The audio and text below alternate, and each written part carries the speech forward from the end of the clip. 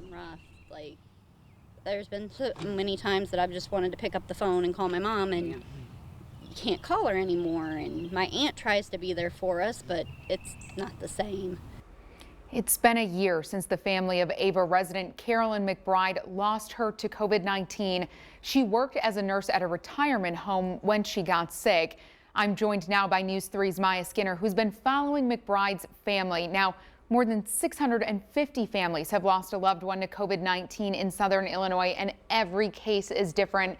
Maya, you first covered her death last year and then earlier tonight in our follow-up story.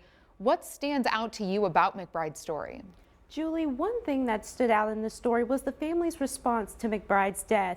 Each of them reacted to it differently: emotion, isolation, and one dropping out of school. So I asked Centerstone's Julie Bailey if she could break down the term grief and what that could look like during this pandemic.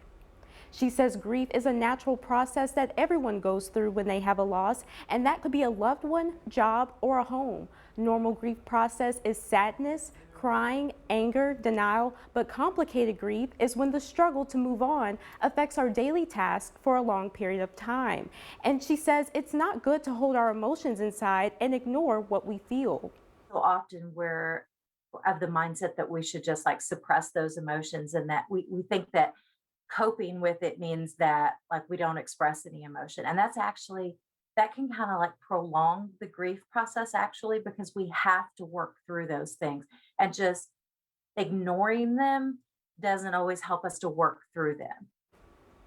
Bailey also says pay attention to your children after a loss, because they can display their grief in different ways too, such as acting out or becoming distant.